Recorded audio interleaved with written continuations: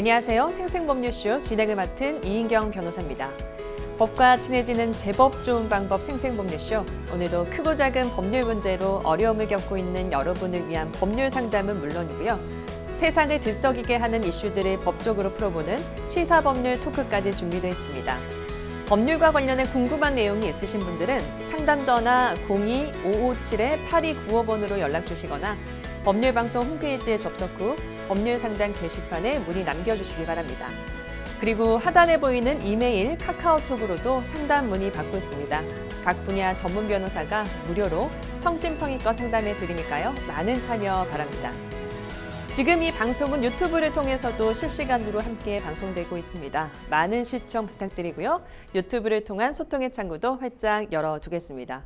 그럼 오늘 도움 주실 변호사님 소개해 드리겠습니다. 법무법인 승전의 이진우 변호사님 자리하셨습니다. 어서 오세요. 안녕하세요. 반갑습니다. 이진우 변호사입니다.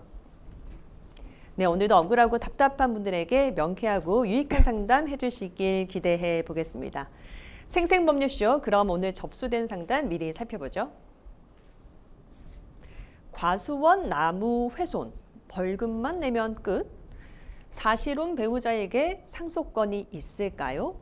스토킹 잠정 조치 기간에도 찾아온 전 남자친구. 버스에서 당한 묻지마 폭행. 자, 이렇게 오늘도 다양한 분야의 상담이 접수가 되었네요. 잠시 후 변호사님과 함께 속 시원한 해결책 찾아보도록 할 테니까요. 시청자 여러분들도 어떤 해결책이 제시될지 끝까지 함께해 주시기 바랍니다. 생생법률쇼 첫 순서는 판결록입니다. 판결록은 뉴스와 신문에서 회자되고 나는 화제의 판결에 대해서 자세히 살펴보는 시간인데요. 오늘은 어떤 내용 준비하셨을까요? 네, 개인용 수상레저기구가 영업용으로 사용되다가 사고가 발생했더라도 보험약관에 명시적인 면책 규정이 없다면 보험회사가 보험금을 지급해야 한다는 대법원 판결이 나왔습니다. 오늘 판결록에서는 이 판결에 대해서 알아보도록 하겠습니다. 네, 보험 약관이 워낙에 복잡하고 내용이 길기도 하고요. 맞습니다. 또 사회가 워낙에 다양하고 복잡하게 변하다 보니까 사실 그 약관의 해석을 두고 다투는 분쟁이 종종 있는 것 같습니다. 자세한 사실관계부터 좀 짚어주실까요? 네, 원고는 2015년 8월 한 수상레저 업체에서 웨이크보드 강습을 받았습니다. 그런데 수상레저 업체에서 제공한 강습에 사용된 보트가 원고를 들이받아서 원고는 전치 6주의 치료를 요하는 상해를 입었습니다. 이에 원고는 사고 관련자들을 상대로 손해배상 청구 소송을 제기하였고 승소를 하였습니다. 그리고 이어서 피고 보험회사, 즉 보트가 가입된 보험회사를 상대로 보험금 1억 원을 청구하라는 청구를 하였습니다. 그런데 피고 보험회사는 이 청구를 거부하였습니다. 문제는 원고에게 강습으로 제공된 보트가 이 보험이 가입된 보트가 개인용으로 이제 보험이 가입되어 있고 대신에 이 사건 사실관계처럼 영업용으로 사용되었기 때문에 보험금을 지급할 수 없다, 보험금을 지급할 의무가 없다고 이제 대답한 것입니다. 보험료를 생각해 보시면 좀 편할 것 같습니다. 보통 그 보장 범위나 보트의 종류에 따라 다르겠지만 개인용 보트 같은 경우는 연간 한 10여만 원 정도의 보험료가 책정이 되고요. 영업용 같은 경우는 수백만 원에서 1,000만 원까지도 보험료가 책정이 된다고 합니다. 영업용 보트는 아무래도 이제 운행 횟수도 많고 수상레저에 좀 미숙한 사람들이 이용하기 때문에 사고의 발생의 위험성이 높기 때문이겠죠. 그렇군요. 그러니까 정리해 주신 대로라면은 보험사한테 이제 보험금을 달라고 이제 요청을 했는데 거절을 했고 그러다 보니 이제 소송으로 가게 되었는데요. 하급심 판단부터 좀 살펴볼까요? 네, 1심 법원은 원고의 손을 들어주었습니다. 피고 보험회사가 원고에게 보험금 1억 원을 지급하라고 판결한 것인데요. 피고 보험회사가 주장하는 면책 사유가 보험약관 어디에 명시되어 있는지 알 수가 없고 면책 사유가 있다고 보기에도 부족하다고 판결한 것입니다. 그런데 2심 항소심 법원은 정반대로 판단했습니다. 1심을 취소하고 원고의 청구를 기각한 것이죠.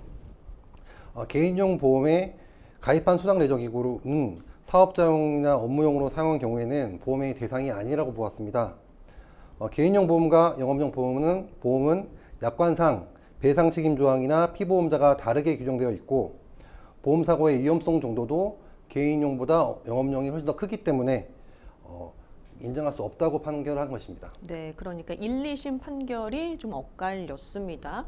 그럼 정리를 해보자면은 해당 계약의 보통 약관은 보험금 지급과 이제 관련을 해서 사업자용과 이제 업무용 그리고 개인용 이렇게 두 가지로 나뉘는데 이 사고 난 보트가 들어있던 보험은 개인용이었어요. 그런데 사고는 영업용으로 보트를 쓰다가 이제 났단 이유에서 이제 보험금 지급이 거절이 된 건데요.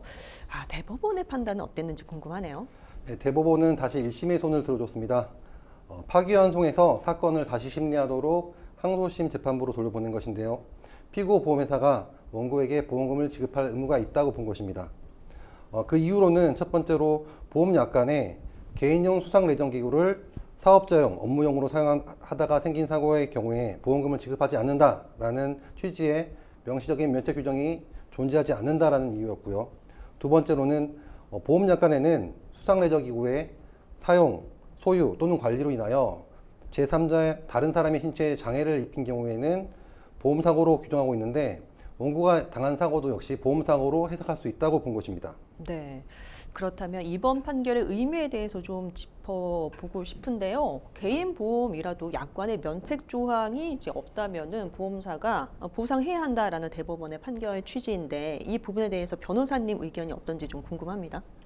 일단 굉장히 좀 화제가 된 예. 판례였기 때문에 기사로도 많이 나왔고 기사의 헤드라인이 좀 짧게 나와 있어가지고 오해가 있을 수도 있겠다라고 생각을 했는데요. 네. 이번 대법원 판결이 개인용 보험에 가입하더라도 영업용으로 사용해서 사고가 냈을 때 책임을 져야 된다 이런 내용이 아닙니다. 이번 판결은 약관규제법상의 이제 약관 해석에 대해서 그 원칙을 명확히 한 것으로 볼 수가 있겠는데요. 약관규제법 제5조는 약관의 해석에 관해서 1항과 2항에서 각각 명확성의 원칙과 작성자 불이익의 원칙을 규정하고 있습니다. 명확성의 원칙은 보험 약관은 명확하여 객관적, 획일적으로 해석되어야 한다라는 것인데요. 보험회사가 보험금을 지급하지 않으려면 즉 면책 사유가 그 약관에 명확하게 적혀 있어야 한다는 것입니다. 두 번째로는 작성자 불이익의 원칙이라고 하는데요. 보험 약관 해석에 불명확한 부분이 있다면은 약관을 작성한 보험회사가 아니라 보험자, 보험한 가입한 고객에게 유리하게 해석해야 한다는 원칙입니다. 그래서 이번 대법원 판결은 보험 약관은 보험 가입자를 보호하는 방식으로 엄격하게 해석되어야 된다는 원칙을 약관규제법상의 해석 원칙을 명확히 한 것으로 평가할 수 있겠습니다. 네, 그렇긴 하지만 이번 판결로 기존의 이제 개인용이나 이제 업무용 구분을 근거로 보험을 지급을 거절당하셨던 분들이 계셨을 거 아니에요. 그런 사례들에 있어서도 뭐 재청구나 재소송이 가능할지 좀 궁금도 하고요. 네. 또 추후에 비슷한 판결에서 어떤 영향을 미칠지도 좀 궁금합니다. 결론적으로 이제 재소송은 좀 쉽지 않을 것 같습니다. 재소송 보통 이제 재심이라고 하는데요. 판례가 변경되었다고 하더라도 그 자체로 재심의 사유가 되지 않는다는 게 확립된 법리입니다.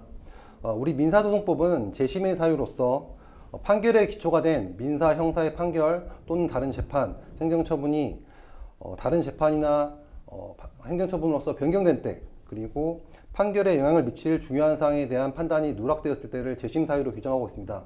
하지만 예외적인 사유이기 때문에 굉장히 신중하게 접근해서 판단하고 있기 때문에 이게 쉽게 볼 수는 없습니다. 특히나 이번 대법원 판결이 있었다고 하더라도 과거 사건에 기초가 되는 판결이 아니기 때문에 예. 별개 사건이기 때문에 재심 사유는 되지 않을 것 같습니다. 그럼에도 불구하고 방금 말씀드린 것처럼 약관 해석의 원칙, 약관을 명확하게 해석해야 되기 때문에 명시적인 면책 규정이 있어야 된다라거나 혹은 약관을 해석함에 있어가지고 작성자한테 불리하게 고객에게 유리하게 해석해야 된다는 원칙을 좀 세밀하게 보지 않고 그 부분 판단이 아예 없었다면은 예외적으로 재심 사유가 될 수 있겠고요.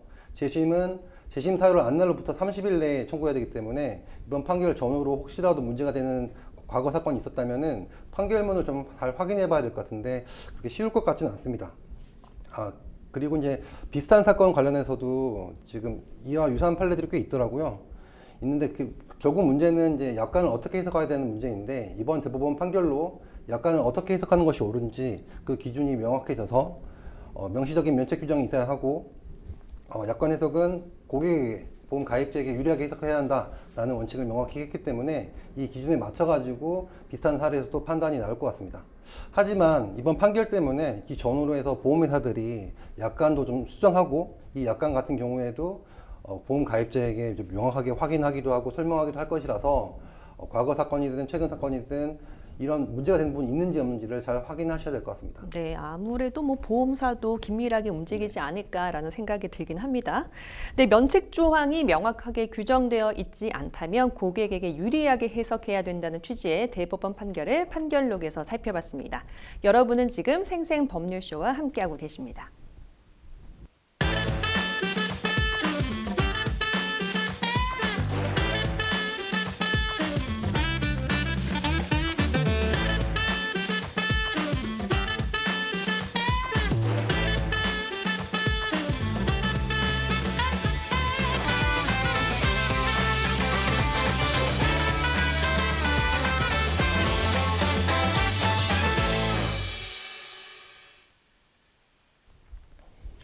네, 지금부터는 생생법률쇼가 자랑하는 성심성의의 무료의 법률 상담 시작해 보도록 하겠습니다. 전화 상담 연결돼 있는데요. 받아보도록 하죠. 안녕하세요. 어떤 점이 궁금해서 연락 주셨을까요? 네, 제가 조금 억울한 일을 당해가지고 전화를 드렸습니다. 예, 어떤 억울한 일을 당하셨을까요? 예, 저 복숭아 가수원을 하고 있는데 예, 8월 달에 복숭아 저 뒤에 종중묘가 있는데 벌초를 하러 오셔가지고 지들 과일나무를 내려가면서 다 양쪽을 잘라놓고 가가지고 예. 좀 궁금해가지고 전화를 드렸습니다. 아, 그러니까 아무래도 과수원과 이제 묘터가 조성되어 있는 땅 사이에 이제 길이 있었던 것 같고 그 네네. 길을 지나면서 뭔가 뭐 차량 진입이나 아무래도 이런 것들이 힘들다 보니까 이 묘터를 관리하는 측에서 그 선생님 과수원의 나무들을 좀 잘라냈다 이런 말씀이실까요? 네, 예. 그래서 혹시 그 후에 뭐 어떤 조치를 취하셨을까요? 네, 제가 112에다 신고를 해가지고 예. 경찰분들이 이제 오셔가지고 보니까 교통하는 데는 큰 지장은 없는데 그분들이 이 양쪽 예촉이로 그것도 양쪽을 그냥 잘랐다라면서 그걸 해서 사건을 처리를 했어요. 예. 그래서 형사처벌까지는 제가 받은 걸로 알고 있는데 예. 벌금도 70만 원 검찰에서 나갔다고 이제 그거를 이제 20 며칠 날 12월 달이고 또 확인을 했어요. 예. 12월 한 초에 제가 그거 확인을 해보니까 70만 원이 나왔다는데 그 나머지 진행은 어떻게 되지도 않고 저한테 뭐 얘기도 그래가지고 궁금해가지고. 예, 그랬군요.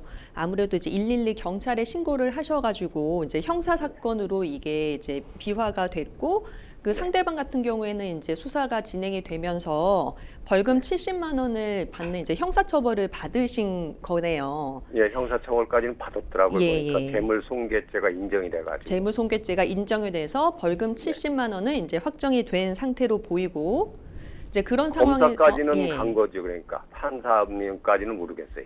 예, 아무래도 벌금이 선고가 됐기 때문에 검사님한테도 갔고 아마 재판부에서는 그 70만 원이다 이렇게 좀 간단하게 이제 판단을 하셨을 걸로 지금 미루어 짐작이 됩니다. 네네네. 예, 그렇게 지금 된 것으로 보이고 결국에는 이제 선생님께서는 그 나무 9그루 정도가 이제 훼손이 됐잖아요. 네.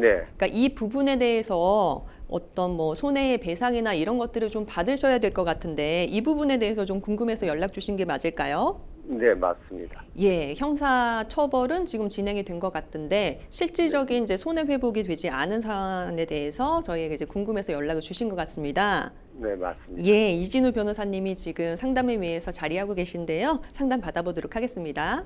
네, 안녕하세요. 예, 안녕하세요. 네, 일단은 뭐 오랫동안 정성껏 과수원을 갖고 오셨는데 제3자의 어떤 불법 행위로 인해 가지고 뭐 재물적인 손해도 입으시고 정신적으로도 많이 좀 힘드실 것 같습니다. 많이 힘듭니다. 네. 일단은 지금 형사적으로는 고소를 하셔가지고 재물손괴죄로 70만 원의 말씀을 들어보니까 금액이 적으니까 아마 약식명령으로 상대방이 벌금 처분을 받은 것 같은데요. 네. 이 과정에서 피해 회복이라든지 좀 도의적인 사과라든지 좀 가해자 측에서 뭐 연락을 받으시거나 한 게 있으세요? 없습니다. 보통 이런 경우에 이제 수사관들이 합의 의사가 있느냐 혹은 가해자 측과 이제 연결을 원하느냐고 물어보기도 하는데 혹시 그 부분 확인하셨을까요? 예, 형사분들도 얘기는 하긴 했는데 네. 금액 차이가 워낙 크고 그리고 조정까지도 했었어요. 검찰청에 가서도. 아, 형사 조정도 하셨어요? 예, 그 조정을 해봤는데 네. 그 사람들이 피해 보상을 100만 원을 준다니까 저도 그거 가지고는 안 되고 조정위원분들도 그 차이가 많이 나니까 안 되겠다 네네. 싶어서 그냥 조정을 그냥 끝냈어요. 그 자리에서. 일단 이런 사항이라면은 이제 추가적으로 이제 그 수사 과정이 아닌 사적으로 이제 서로 합의를 보거나 부득이하게 이제 민사소송까지 고려해 보셔야 될 것 같은데요. 네네. 일단은 그분들이 이제 뭐 벌초 같은 걸 하러 가면서 그 길가에 있는 과수 나무를 좀 잘랐다는 거잖아요. 예. 그 나무는 다 해서 한 9그루 정도 된다고 들었는데 방금 예. 몇 그루 정도 되나요? 9그루요. 그럼 이 나무는 아예 훼손이 되어서 이제 기능을 상실한 상태인가요? 아니면 이게 예를 들어서 그렇지. 그쪽 방면으로는 자른 데로는 수확을 볼 수가 없죠. 아예 수확이 불가능한 상황이다. 예, 그쪽으로는 그 자른 상태 쪽으로는 수확이 안 돼. 상단을 다 잘라놨기 때문에. 네네. 그리고 더 제가 좀 억울하고 황당한 게 그 길은 지금 화물차로 치면은 5둔차도 다닐 수 있는 길 3m 이상이 되는 길인데 네네. 그 봉구차가 다니면서 왜 자르느냐고 물어보니까 안테나가 닿아가지고 잘랐다고 이렇게 얘기를 하더라고요. 그래서 불편한 게 안테나 때문에 잘랐느냐고 내가 다시 물어보니까 그렇대요. 자기네 안테나가 거기 네네. 닿아가지고 그걸 잘랐다고 그러는데 진짜 황당해가지고 제가 말을 못했거든요. 그 자리에서도. 네. 그 그럼 명시적으로 그 조정위원회가- 부분은 네, 잘못된 부분이고 그래서 이제 형사적으로도 처벌 받았으니까 그 부분에 대해서는 이제 뭐 사실관계는 확실한 것 같고요. 그러면 손해액이 어느 정도 된다고 생각하시는 거예요, 선생님께서는? 저는 손해액으로 치면 5천만 원 정도 된다고 봐요. 그럼 제가 5천만 원 어떻게 계산하셨는지 한번 여쭤봐도 될까요? 네, 저희가 저기 형사분한테도 말씀드려서 네. 어떻게 해서 5천만 원 계산 나오냐 해가지고 제가 앞으로도 10년은 농사를 질 수 있는데 네.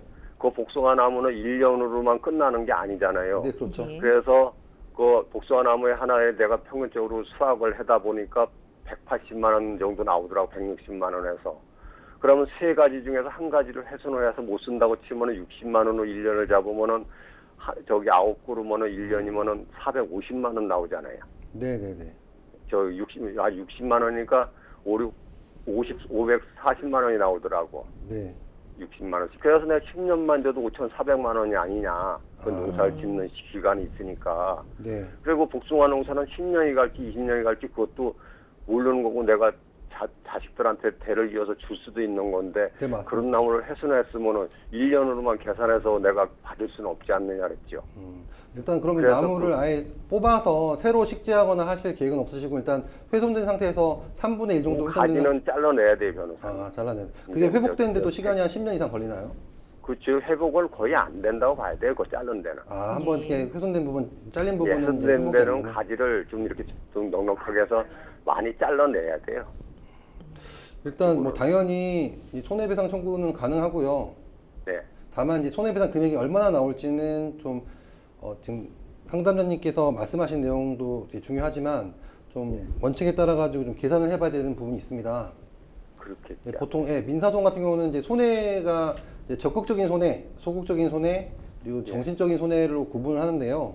예. 적극적인 손해로는 지금 과수가 과일 나무가 지금 3분의 1 정도 훼손이 됐다. 즉 그 교환 자른 가치 쪽으로는 못 쓴다고 봐야지. 네. 자른 쪽으로는. 그렇죠.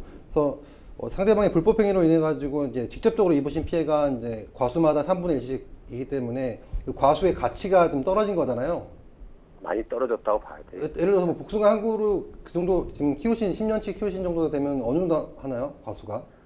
살려면 보통 10년을 키우려면 복숭아 나무 하나에 700만 원 이상씩 투자를 해야 돼요. 새로운 예를 들어서 새로운 복숭아를 나무를 예, 그 산다고 정도 한다면 키우려면. 그러면 그렇게 따지면은 700만 원의 3분의 1이면은 보통 뭐 200만 원 이상으로 이제 가치가 떨어진 거잖아요.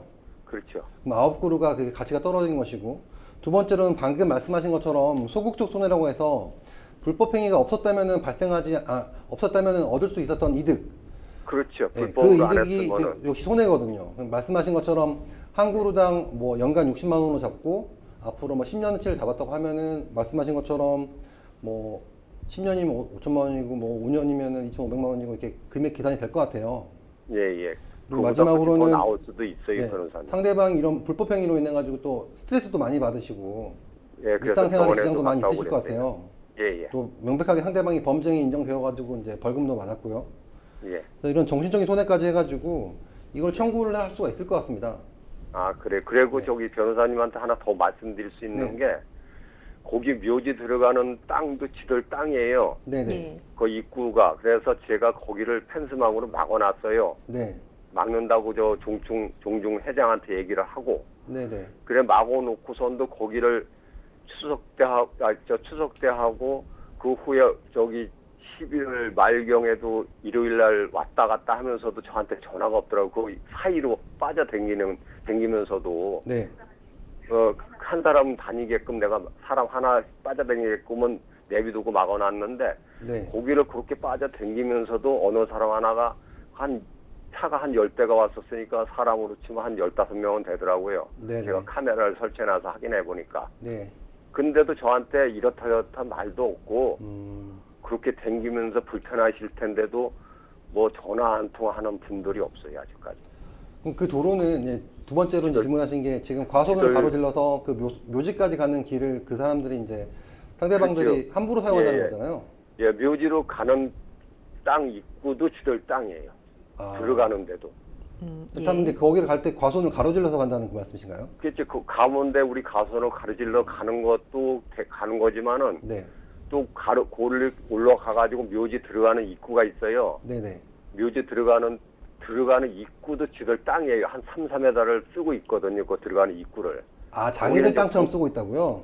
예, 자기네 저 마당까지. 그러니까 선생님 땅인데 가지고. 자기들 땅처럼 쓰고 있다 그 말씀이신 거예요? 그렇지. 아. 거기는 이제 공구리가 안 돼 있는데 네네네. 그래서 그거를 제가 펜스망으로 막아놓아도 지들은 할 말이 없잖아요. 자기네들은. 네. 근데도 거기를 불편할 텐데도 빠져다니면서도 저한테 뭐 이렇다 저렇다 말도 없어요. 그 부분도 근데 그 과수원 가로지르는 그 땅하고 묘지 앞에 있는 땅도 예. 지적도상으로 도로로 되어 있나요? 아니죠? 아니에요. 지들 과수원으로 돼 있어요. 그리고 일반적으로 사람들이 일반적으로 다니는 길이 아니라 이렇게 명절 때만 그 사람들이 임의로 자기들 마음대로 다니는 땅이라는 거죠? 그렇죠, 변호사님. 일반적인 도로가 그래서 아닌데. 예. 그것도 제가 사용 네. 액을 받을 수 있는 권리가 있는데도 아무 소리 않고 있었어요. 저 피해 네네네. 보기 전에는. 네. 예. 그랬는데 피해를 보고 나니까 제가 이제 그 피해를 보고 나서 그걸 다 막았어요, 제가.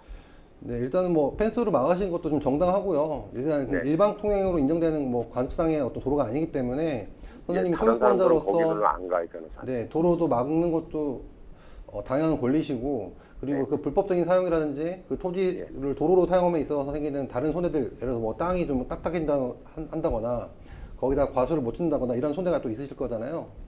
그렇죠. 집도 네, 그 부분도 상대방이 이제 부당 이득을 한 것이고 소유권 방해를 해가지고 이제 소유권 방해라는 불법 행위를 한 것이기 때문에 네. 이 역시도 적정한 금액으로 해가지고 상대방한테 이제 손해배상 청구가 가능할 것으로 보입니다. 만약에 소송을 하신다면은 네네. 아까 상대방들이 그 예초기로 나뭇가지를 훼손시켜가지고 발생한 이런 손해와 더불어서 선생님의 땅을 선생님의 토지를 자기들 임의로 사용하고 임의로 사용하면서 발생시킨 어떤 불편과 어떤 손해에 대해서 같이 네네. 손해배상 청구가 가능하실 것 같아요.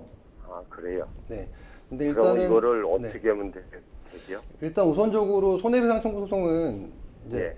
주장하는 손해가 있고 이 주장에 대해서 재판부에 이제 확인을 받고 판단을 받아야 되는 부분이 있습니다. 예, 그래서 예. 우리가 5천만 원을 주장하더라도 예. 5천만 원보다 좀 적게 나올 수도 있고요. 오히려 우리가 주장한 금액보다 더 많이 평가가 될 수도 있어요. 예. 일단 이 부분은 이제 재판 과정에 가서 예. 감정이라든지 현장 검증이라든지 이런 예. 절차를 통해서 좀 인정을 받아야 됩니다. 예. 일단은 소송이 능사는 아니고 소송에는 이제 시간과 비용이 들기 때문에 좀 부담이 되시긴 할 텐데요. 네네. 그럼에도 불구하고 상대방한테 일단 주장을 하든 소송을 하든 증거 자료가 매우 중요합니다. 참고 자료는 저기 네, 초전에 그 112에 신고할 적에 네, 네, 네, 그 자른 부분을 경찰관 분들이 이렇게 촬영을 해놓은 게 있어요. 네, 네, 사진하고. 네, 네, 저도 해놓고. 네. 그래서 그거 근거는 대구 경찰서까지 그 근거가 다 들어가 있기 때문에. 예. 일단 그래서 그 근거는 나와 있어요. 네, 맞습니다. 지금 말씀하신 것처럼 나무가 훼손되었다는 점에 대해서는 이제 수사기관의 그 수사한 자료라든지 뭐 체증에 관한 어떤 자료들이 있을 거잖아요. 그래서 선생님께서도 사진이나 영상을 찍어 놓으셨고요. 예, 다 있어요. 네, 그럼에도 불구하고 추가적으로 좀 필요한 부분이 있습니다. 말씀하신 것처럼 이 나무가 한 그루에 아까 말씀하시기를 뭐 많게는 700만 원까지도 하는 나무인데 그 예. 나무의 3분의 1이 기능을 상실했고 예. 그리고 이 나무당 연간 과실을 수확해가지고 얻을 수 있는 이득이 있는데 그 나무 한 그루당 연간 60에서 80만 원 정도 좀 손해를 보실 것으로 예상되는 거잖아요. 네네. 이 부분도 좀 감정을 받기 위해서는 좀 자료들을 준비하셔야 되는데 예. 과수원의 어떤 전체적인 그 영농 계획서라든지 또 뭐 세금 자료라든지 매출 매입 자료라든지 이런 게 있으셔야지 얼마간의 손해가 측정이 된다라고 나올 것 같습니다. 그거는 이제 지도론 그거는 할 수가 있는 게 네, 제가 어차피 경영체 등록이 돼 있어가지고 네네네. 농협인이고 농협에도 제가 농협 저기로도 돼 있어서 저기 그 농협에 그 조합원으로 돼 있고 네. 그래가지고 제가 과소를 수확을 하면은 농협에다가 납품을 다 하시고 이제 매출 매입 자료가 납품을 하기 있으시면 때문에 농협에서는 그 매출 자료는 확인이 되죠. 네. 쓰면은 보니까 당장 그러면- 이번 가을부터 손해를 입으셨던 것 같은데 예예. 이런 자료들을 다 이렇게 취합을 하셔야지 나중에 이제 그- 제출을 하거나 예, 그거는 네. 변호사님 할 수가 있는 게 이제 네. 지들이 자료가 그건 다 나와 있어요. 농약 쓴 자료도 네네네네. 있고 비료 쓰는 것도 있고. 그래서 아마도 말씀하신 제가 들어봤을 때 이제 나무가 이제 훼손돼서 기능을 상실한 부분, 교환 가치가 떨어진 부분, 나무의 가치가 떨어진 부분, 그리고 과실을 수확하지 못해서 발생하는 손해, 또 얼마간의 손해가 앞으로 발생할 것인지 이걸 계산해야 됩니다. 근데 계산은 우리가 자체적으로 할 수도 있지만 소송을 가면은 또 감정을 받게 되거든요. 보통 이런 경우는 이제 농작물 특별 감정 이런 거 해가지고 전문가들이 와서 현장을 예, 예. 보고 가야 됩니다. 그래서 감정 비용도 좀 들긴 할 텐데 네. 그걸 감수해서라도 소송을 한다면은 승소의 가능성이 굉장히 높아 보이고요. 네네. 다만 그때 가서 자료가 없으면은 안 되는 부분이 있기 때문에 지금 잘 수집하신 자료를 잘 보관하시고 추가적으로도 확인되는 자료들을 계속 모아 놓으셔야 될 것 같아요. 예. 그리고 그러면- 일단은 선제적으로 그쪽에서 먼저 연락이 안 왔다고 하더라도 상대방 측한테 뭐 전화나 뭐 내용 증명 우편으로 혹시 요구 사항에 대해서 말씀하신 적 있나요? 없어요, 한 번도. 아마 형사 조정 절차에서도 100만 원이라는 터무니없는 금액, 뭐 위자료도 안 되는 금액을 좀 제시한 것 같은데 예, 예. 이런 경우라면 좀 적극적으로 소송도 한번 고려해 보셔야 될 것 같습니다. 아, 그래요? 네. 근데 저는 그런 걸 하나도 모르니까 네. 저는 대체한 건 한 번도 없어요. 그분들이 첫 번에 전화해가지고 얼마 물어주느냐 통화 하나밖에 받은 네. 게 없어요. 그래서 얼마 물어주느냐 해가지고 1억 원 물어달라 그랬더니 깎아달라 해가지고 그럼 5천만 원 물어달라고 그 통화 외에는 한 게 없어요. 일단 뭐 최종적으로 이제 마지막까지 기다렸다. 내가 어느 정도의 합의금, 어느 정도의 손해배상이면은 사건을 종결하겠다라는 의사를 한 번 더 상대방 측에다 이야기를 하시고 네. 그럼에도 불구하고 거기에 응하지 않는다면은 협의가 이루어지지 않는다면은 좀 소송도 좀 고려해 보셔야 되는데 이게 손해배상 청구 소송이 이제 사실관계 자체로는 간단하지만 손해배상 금액 계산이라든지 이런 부분들 자료 취합이라든지 이런 부분들이 좀 어렵습니다. 그래서 이런 건 같은 경우는 좀 가까운 법률사무소라든지 법률기관을 방문해 가지고 한번 상담을 더 구체적으로 받아보시는 게 좋을 것 같아요. 그리고 말씀드린 것처럼 손해 발생 시점으로부터 시간이 지날수록 좀 감정도 좀 어려워지고 감정의 예, 예. 객관성이나 어떤 명확성이 좀 떨어지거든요. 그렇겠죠, 아무래도. 네. 그래서 최소한의 어떤 손해배상 금액이 있다면은 그거를 좀 낮추더라도 제시해가지고 상대방의 어떤 의사를 확인해보고 그럼에도 불구하고 성실하게 응하지 않는다면은 손해배상 청구 소송을 하셔서 아까 말씀하신 것처럼 과수가 이제 뭐 훼손돼가지고 발생한 손해와 그리고 토지를 이제 뭐 소유권을 방해하고 뭐 점유를 배제하는 이런 상대방 불법 행위에 대해서 또 통행을 함부로 한 어떤 통행으로 인한 손해까지 해가지고 전반적으로 해서 손해배상 청구 소송을 하시는 게 좀 원활하지 않을까 싶습니다. 네, 감사합니다. 네, 그리고 그렇죠. 제가 한 번은 그때 그래가지고 그 사람들이 한 번 만나서 변호사님 한 번 만났는데 네, 그 사람들이 뭐 중간에 낀 분이 이제 그냥 법률 거기 아니고 그냥 중간에서 한 번 얘기해 준 분이 한 번 사실은 있었는데 그분들이 뭐 2천만 원인가 뭐 2,500만 원인가를 제시를 해서 만나서 한 번은 만났었어요, 제가 사실은. 예. 만났었는데 그분 한 분이 온 사람이 저한테 쌈을 막 걸더라고. 인신공격한다고. 내가 왜 잘랐냐 물어본다고. 그런 거 왜 물어보느냐고. 나보고 길 막고 그랬다고. 그러고서는 이제 헤어지고서는 진짜로 이제 끝났어요. 그래서 저는 한번 소송을 한번 해보고 싶어서 어떻게 했던 간에. 아무래도 지금 네. 그 합의가 되려면은 이제 금액 정도가 좀 잘 맞아야 될 것 같은데 네. 지금 제시해 주시는 부분과 지금 상담자님이 원하시는 부분에 대한 차이가 좀 큰 것 같아요. 그렇죠?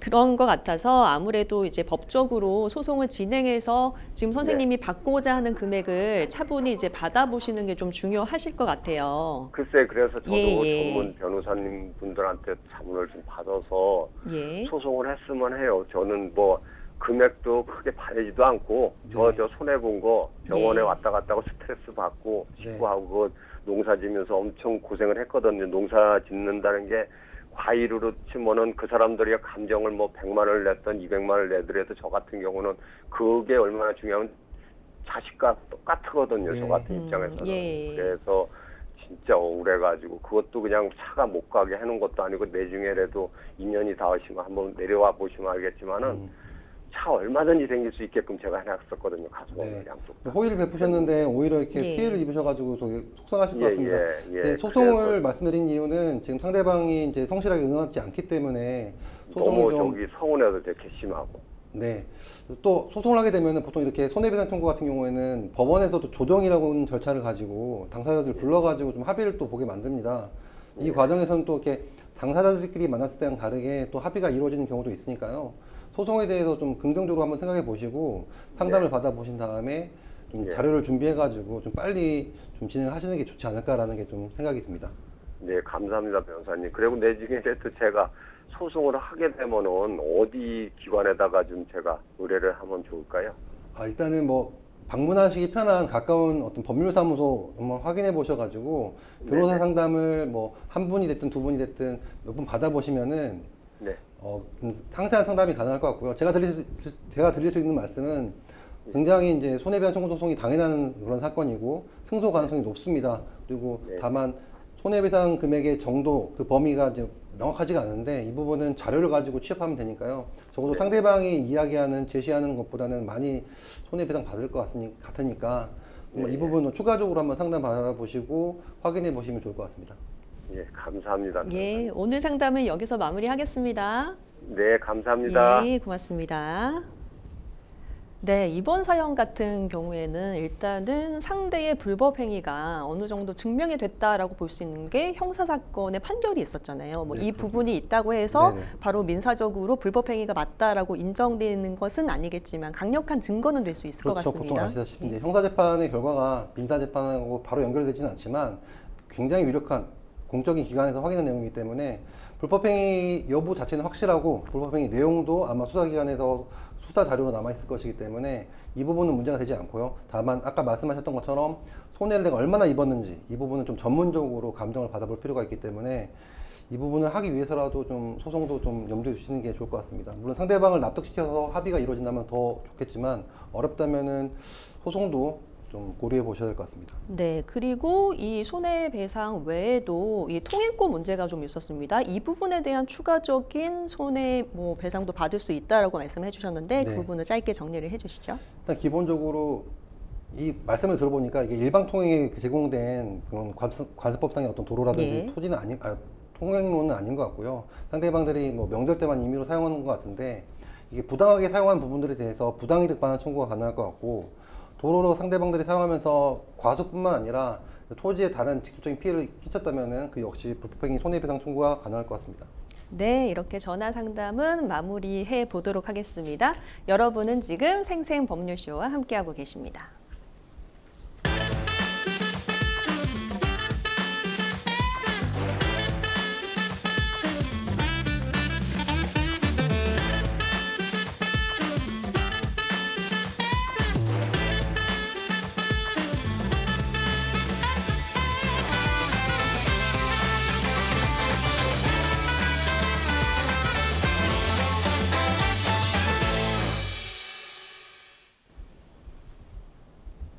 네, 자 이번에는 이메일을 통해 들어온 여러분들의 법률적인 고민을 들어보고 해결을 해보도록 하겠습니다. 화면으로 만나보시죠. 저는 형님의 간곡한 부탁에 보증을 섰습니다. 형님의 사업 실패로 보증인인 제 재산에도 압류 경매 들어왔고요. 신용 불량자가 되셨대요. 아내와도 이혼하고요. 쉰이 넘은 나이에 모든 것을 잃어 절망했지만 지금의 아내를 만나 그나마 정신 차리게 되었죠. 아내와 함께 시골로 내려와 닥치는 대로 일을 했습니다. 그렇게 돈도 모아서 집도 마련하고 가게도 열었고요. 그런데 이제 신용불량자셨잖아요. 그러다 보니까 이 재산들을 아내 명의로 했습니다. 혹시나 아내와 혼인신고를 하면 제 빚 때문에 아내에게도 불이익이 갈까봐 혼인신고도 하지 않고 15년을 살았습니다. 아내와 평범한 노후를 보낼 줄 알았는데 아내분이 암 진단을 받으셨고요. 아내 병간호를 하면서 혼인신고를 하지 않아서 좀 복잡해질 수 있겠다 이런 걱정도 했지만 뭐 회복되면 그때 해야지 이렇게 하셨던 것 같아요. 그런데 아내가 세상을 떠나고 말았습니다. 아내의 장래에서 기막힌 일이 벌어졌는데요. 2년을 끊고 살던 아내의 여동생들이 갑자기 들이닥치더니 모든 상속재산은 자신들 거다 이러면서 저에게 빨리 집에서 나가라는 겁니다. 뒤늦게 알아보니 혼인신고를 안 하면 재산을 상속받을 수 없다고 하더군요. 아내의 재산은 저와 아내가 함께 열심히 일해서 모은 공동재산인데 당장 집에서 쫓겨나고 가게도 잃어버리게 되어 생계마저 막막합니다. 정말 저는 아무 재산도 받을 수 없나요? 하셨습니다. 사실혼 관계로 15년을 함께 하셨는데 아내가 갑작스럽게 병으로 세상을 떠나셨고요. 슬픔도 마르기도 전에 아내의 여동생들이 찾아와서 이제 빨리 집에서 나가라. 재산은 우리 거다. 이런 주장을 하고 있는 것 같습니다. 변호사님, 혼인신고를 안 한 남편인데 이제 아내 명의의 재산 상속받을 수 있습니까? 안타깝게도 사실혼 배우자에게는 법률상 상속권이 없습니다. 우리 민법은 법률혼주의를 채택하고 있어서 법률상 혼인신고를 해야만 법률상 부부로서 그 법적 효과로서 상속권과 기타 친족관계가 발생하기 때문에 상속권은 없습니다. 그렇군요. 상속권은 이제 없습니다. 자, 그렇다면 상담자와 같은 상황의 사실혼 배우자는 어떤 보호를 좀 받을 수 있는 겁니까? 역시나 안타깝게도 지금 이 사연에서는 좀 보호를 받을 수 있는 게 매우 제한적입니다. 예. 상속권이 없을 뿐만 아니라 배우자분이 돌아가셨기 때문에 사실혼 배우자의 재산분할 청구권은 인정이 되지 않을 거고요. 다른 상속인이 있기 때문에 특별연고자 재산분여 청구도 좀 불가능한 상황입니다. 다만 이제 국민연금법이라든지 연금 관련 법안에서 사실혼 배우자의 유족연금 수급권을 인정하고 있기 때문에 이 정도는 한번 확인해 보셔야 될 것 같습니다. 그렇군요. 자, 혼인신고를 하지 않은 사실혼 관계에서 배우자가 이렇게 사망을 했을 때 상속권과 재산분할 청구권을 인정받지 못하는 것은 위헌이다. 이 같은 사연으로 이제 위헌이다라고 하면서 제기된 헌법소원 심판 청구가 있었습니다. 이 경우가 근데 받아들여졌나요? 결과가 어떻습니까? 뭐 이런 헌법소원이 여러 차례 있었던 걸로 알고 있습니다. 마지막으로 이제 기사를 제가 확인한 게 2024년 3월에도 헌법재판소 결정이 있었는데요. 사실혼 배우자의 상속권을 전면 부인하는 우리 민법의 상속권 조항은 합헌이다라고 해서 청구가 좀 받아들여지지 않았습니다. 그리고 사실혼 관계의 사회적 인식이 바뀌었다고 하더라도 사실혼 배우자의 재산분할 청구권을 이제 사망한 경우도 인정하는 것은 적절치 않다라고 좀 판단해가지고 인정하지 않았습니다. 네, 헌법재판소의 재판관은 이제 다수의 의견이 그렇기 때문에 그런 결과가 나온 것인데 다른 의견을 낸 분들도 계시잖아요. 이 3명의 재판관들은 다른 의견을 냈다고 하는데 한번 들어보고 싶은데요. 네, 말씀드린 것처럼 이제 법률상 배우자의 상속권을 인정하지 않는 것은 합헌이라고 이제 전원 이제 일치로 합헌을 했는데 예. 배우자 일방이 사망한 경우에 재산분할 청구를 규정하지 않은 것은 6대3으로 각하가 됐습니다. 그래서 말씀하신 것처럼 이제 각하의 반대 의견을 했던 재판관 세 분께서는 사실혼 관계에 대한 인식이 바뀌었고 부부생활 공동체라는 실질에 있어서는 차이가 없음에도 불구하고 배우자 일방이 사망했을 때 재산분할 청구를 인정하지 않는 것은 사실혼 배우자의 평등권과 재산권을 침해하는 위헌적인 부분이 있다라고 해서 각하의 반대 의견을 밝혔습니다. 네. 이 사연처럼 이렇게 현실적으로 함께 살아온 사실혼 배우자가 전혀 이 재산을 보호받지 못하는 불합리한 상황을 개선하기 위해서는 어느 정도의 좀 개정 논의가 좀 필요하지 않나 이런 생각도 들거든요. 어떻습니까, 변호사님? 네, 방금 헌법재판소 결정에서도 말씀드린 것처럼 사실혼 배우자도 재산분할 청구권이 있지만 배우자 일방이 사망한 경우에는 재산분할 청구권을 규정하고 있지 않습니다. 그래서 이 부분에 관해서 이제 헌법소원이 들어갔던 것인데요. 사실혼 배우자가 살아있을 때는 사실혼이 해소되었을 때 재산분할 청구가 가능한데 사망한 경우에는 재산분할 청구권을 인정하지 않는 것은 좀 다른 법률론과 비교했을 때 혹은 배우자의 생사 여부와 그 구분해서 봤을 때 좀 평등하지 않은 부분, 균등하지 않은 부분이 있기 때문에 이 부분은 좀 입법적으로 개선이 돼야 될 부분이 있다고 보입니다.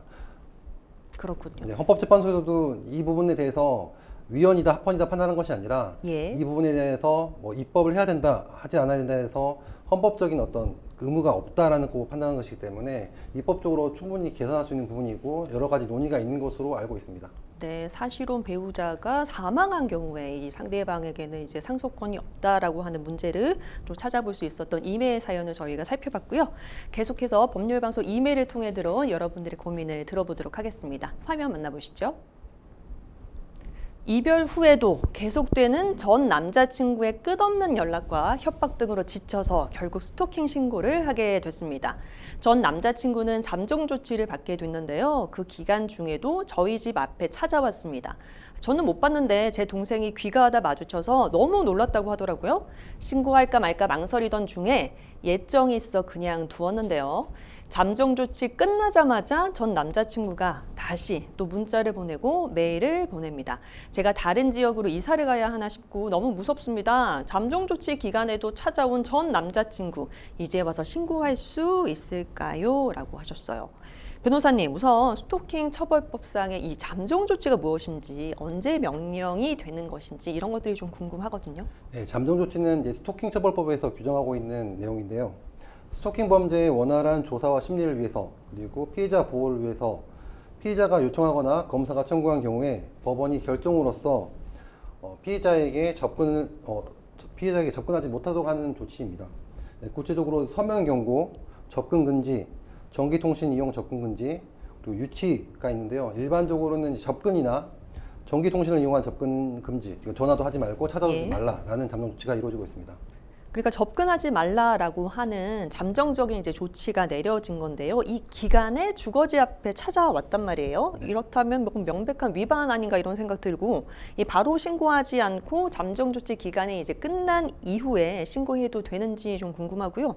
보통 이런 경우에 처벌은 또 어떻게 됩니까? 네, 스토킹 처벌법에는 이게 잠정 조치 위반죄가 규정되어 있습니다. 그래서 잠정 조치 결정을 위반한 사람은 3년 이하의 징역이나 3천만 원 이하의 벌금에 처한다고 규정하고 있는데요. 잠정 조치 위반죄가 이제 성립하기 때문에 처벌이 될 것이고, 또 이게 또 반복이 된다면은 그 자체로 추가적인 스토킹 범죄가 되기 때문에 별도로 또 범죄가 성립이 되어서 경합해가지고 또 가중처벌될 수 있습니다. 네, 만약 전 남자친구가 이 집 앞에 찾아간 적이 없다 이렇게 이제 잡아뗄 수 있잖아요. 그런 주장을 하는 경우에 전 남자친구를 목격한 이 동생의 진술, 뭐 그런 것만으로도 충분한 증거가 될 수 있을까요? 네, 충분한 증거가 될 수 있습니다. 우리 형사소송법은 직접 경험한 사실에 대해서 진술한 것을 증거로 사용하고 있습니다. 네, 증거 능력을 인정하고 있는데요. 이 사람처럼 남자친구가 지금 부인하는 경우에는 진술의 어떤 객관성과 신빙성을 높이기 위해서 일관되고 그리고 합리적인 진술을 한다면은 그 자체만으로도 증거가 될 수 있습니다. 또 이 진술을 통해서 추가적으로 보강 증거가 생긴다면은 혐의점에 대한 증거가 더 커질 것이고요. 예, 뭐 아무래도 뭐 그 주변에서 뭐 CCTV나 이런 것들이 있어서 그런 장면들이 또 촬영이 됐다라고 한다면 충분한 증거가 또 될 수 있을 것 같습니다. 이 잠정 조치 기간이 끝난 후에 다시 문자와 메일을 보낸다 이렇게 지금 사연을 주셨거든요. 이 행위만으로도 다시 스토킹으로 인정이 돼서 뭐 재신고가 가능할지 궁금하고요. 재신고 시에 뭐 가중처벌이 되는지도 궁금하네요. 네, 스토킹 처벌법은 이렇게 잠정 조치 위반죄를 이렇게 반복하는 경우에는 가중처벌하는 규정도 두고 있습니다. 다만 이제 한번 스토킹 범죄로 인해서 처벌이 확정이 되고 형사처분이 이제 확정이 된 다음에 이제 재범을 해야 되는데 지금 현재 잠정 조치 중이기 때문에 계속 이어지는 것으로 볼 수도 있겠습니다. 하지만 잠정 조치를 위반한 것만으로도 이제 문제가 되고 다시 반복했기 때문에 재신고를 하게 된다면은 죄질이 더 안 좋아져서 더 가중처벌될 것으로 보입니다. 네, 뭐 별개의 범죄가 안 될 수도 있지만 아무래도 죄질이 좀 더 무겁게 평가될 수 있다라고 이제 변호사님께서 의견을 주셨습니다. 자, 이사까지 고민될 정도로 지금 상담 주신 분은 굉장히 지금 괴로워하시고 계신데요. 아니 현재 거주지에서 사셔야죠. 사실은 네. 이제 이주하시지 않고 사셔야 될 텐데 이 안전하게 생활하실 수 있도록 벗어날 수 있는 현실적인 대처 방안 무엇이 있을까요? 다시 이제 말씀드리면 즉시 신고를 또 하시면서 잠정 조치를 다시 한번 요청해야 됩니다. 근데 이번에는 접근 금지라든지 전기통신을 이용한 접근 금지가 아니라 구치소나 유치장에 유치를 해달라. 그러니까 아예 지금 격리를 해달라라고 이렇게 요청할 수도 있겠고요. 두 번째로는 경찰에 신변 안전 조치를 요청해가지고 순찰을 강화하고 긴급 신고를 할 때 이제 바로 다이렉트로 연결될 수 있는 스마트 기기라든지 이런 걸 제공받을 수가 있습니다.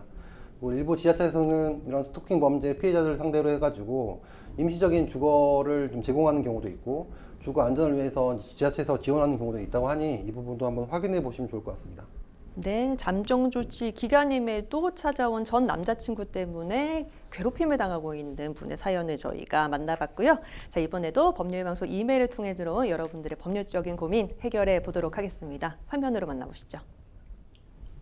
광역버스를 타고 출퇴근하고 있습니다. 얼마 전 퇴근길에서 옆에 앉아있던 남성분이 갑자기 손바닥으로 제 뺨과 머리를 때렸습니다. 3-4번 가격 당했는데요. 너무 놀라 쳐다보니 죄송하다며 자신이 직장에서 스트레스를 너무 많이 받아서 그런다면서 사과를 했습니다. 아우, 이런 일이 있을 수 있네요. 처음 겪는 일이라서 얼떨떨했지만 명함을 받았고요. 곧바로 경찰서에 신고를 했습니다. 단순 폭행이라서 상처를 입거나 흉터가 남지는 않았는데요. 다만 그날 이후 광역버스를 타지 못하고 있습니다. 지하철과 마을버스를 여러 번 갈아타며 출퇴근을 하고 있어요. 그리고 대중교통을 이용할 때 옆 사람이 살짝 움직이기만 해도 움찔하게 됩니다. 트라우마가 생길 것 같아요. 상대에게 이런 정신적 피해 보상을 요구할 수 있나요? 또 만약 상대가 합의를 요청한다면 적절한 합의금은 어느 정도가 좋을까요? 하셨습니다. 아무래도 뭐 겉에 흉터가 남는다거나 그런 외상이 없었기 때문에 아무래도 정신적인 피해 보상을 받는 편이 좋을 것 같긴 한데요. 일단 폭행의 정도를 좀 봐야 되겠습니다. 상처가 남지 않은 경우에도 이 버스 안에서 여러 차례 무차별로 이제 폭행을 당하신 건데요. 형법상 단순 폭행에 해당하는 건지 혹시 더 무거운 처벌이 가능한 건지 궁금합니다. 일단은 말씀하신 것처럼 단순 폭행죄는 명백하게 해당이 됩니다. 하지만 이제 말씀하신 것처럼 이제 상해가 남지 않았고 뭐 위험한 그 물건을 휴대하거나 혹은 여럿이서 이제 폭행한 게 아니기 때문에 가중처벌되는 폭처법이라든지 특수폭행죄가 되지는 않을 것 같고요. 예. 다만 이제 범죄 내용과 경위를 봤을 때 그 양형상으로 이제 좀 무거운 처벌을 할 수는 있을 것 같습니다. 그런데 이 가해자가 이런 말을 했거든요. 스트레스 때문에 그랬다. 그러면서 사과를 했어요. 이런 경우 처벌이나 책임의 정도의 감경은 어느 정도 수준에서 이루어질 수 있을까요? 가해자가 범행 직후에 사과하고 변명을 했다고 해가지고 범죄의 본질이 이제 달라지는 것은 아닙니다. 그래서 그 처벌을 뭐 감경하는 그런 사유는 아니고요, 무조건. 다만 이제 일반적인 경우에는 바로 이제 혐의를 인정하고 사과하고 뭐 여기서 뭐 피해 회복을 해주겠다고 했다면은 양형상으로 좀 유리하게 볼 수는 있겠지만 이 사안 같은 경우는 일종의 묻지마 범죄일 수가 있거든요. 예. 대중교통에서 불특정한 인물을 상대로 불특정 다수를 상대로 할 수 있는 흔히 말하는 묻지마 폭행, 묻지마 범죄일 수가 있기 때문에 특히 이 경우에는 수사기관에서 또 엄정히 처벌하겠다라고 몇 번이나 지금 이야기하고 있는 예. 부분이라서 가중처벌될 수 있을 것 같습니다. 네, 묻지마 폭행을 당한 우리 사연 주신 분은 지금 이 사건 이후로 버스를 타지 못할 정도로 심각한 트라우마를 겪고 계십니다. 정신적 손해배상 청구할 수 있겠죠? 네, 당연히 이제 정치적 손해배상을 청구할 수 있을 테고요. 이번 이제 소송으로 하더라도 이제 의무 기록이라든지 진단서라든지 트라우마를 이제 확인받는 그런 의무 기록이 있다면 더 좋을 것 같습니다. 네, 만약에 가해자가 이제 합의를 요청할 수 있을 것 같아요. 만약에 형사 사건이 불거졌다면요. 그런 경우에 통상적으로 이 정도 같은 경우에는 어느 정도 합의금이 서로 이제 논의될 수 있는 것인지 궁금하거든요. 네, 보통 합의금은 이제 원만한 해결을 위해서 재산상의 손해와 그리고 정신적인 손해 그리고 형사처벌을 원치 않는다는 형사처벌 면제에 대한 대가로서 이제 합의금을 책정하는데요. 지금 피해자분이 어느 정도의 피해를 입었는지도 중요할 테고 특히 가해자가 그 가해자의 어떤 경제력, 가해자의 어떤 뭐 전과 여부, 누범 기간인지 여부 이걸 좀 보아가지고 서로 간에 합의해야 됩니다. 그래서 통상적으로 이 정도 경우라면은 제가 보기에는 개인적으로 보기에는 뭐 100만 원 이상, 뭐 300만 원 이상 뭐 이렇게 볼 수도 있을 텐데 예. 만약에 상대방이 합의 의사가 없다면 그것도 어려울 수가 있고요. 합의금은 정해진 게 아니라 서로가 이제 말 그대로 합의를 해야 되는 금액이라서 예. 적정 금액을 말씀드리기는 어렵지만 좀 피해 상태와 피해 정도를 보고 서로 이야기를 해보셔야 될 것 같습니다. 네, 마지막으로 상담자를 위한 추가 조언을 좀 해주시면 좋을 것 같습니다. 일단 신체적 상해가 없다고 하더라도 무조건 진단서는 끊으셔야 됩니다. 병원에 가셔가지고 예. 왜 다쳤는지, 어떻게 다쳤는지, 어느 정도로 다쳤는지 진단서를 끊으시면은 이게 상해인지 아닌지 여부는 또 수사기관에서 별도로 판단할 수 있는 부분이고요. 나중에 뭐 합의를 본다거나 위자료라든지 기타 손해배상을 청구할 때도 유력한 자료가 되기 때문에 뭐 트라우마가 됐든 뭐 머리 부분에 대한 상해가 됐든 진단서와 의무 기록을 꼭 챙겨두시길 바라고 적정한 합의 금액을 받아가지고 좀 피해를 보존하셨으면 좋겠습니다. 네, 버스에서 묻지마 폭행을 당하신 분의 사연을 저희가 짚어봤고요. 차후에 어떻게 좀 사건을 수습하시면 좋을지 해결책을 제시해 드려봤습니다. 자, 생생법률쇼 오늘 여러분들의 법률적인 고민 다 들어봤고요. 해결책도 제시해 드려봤습니다. 오늘 함께해 주신 이진우 변호사님 고맙습니다. 감사합니다. 네, 변호사들로부터 무료의 법률 상담을 받고 싶으신 분들은 언제든지 저희 생생법률쇼 문을 두드려 주시기 바랍니다. 오늘 저희가 준비한 소식은 여기까지입니다. 시청해주신 여러분 고맙습니다.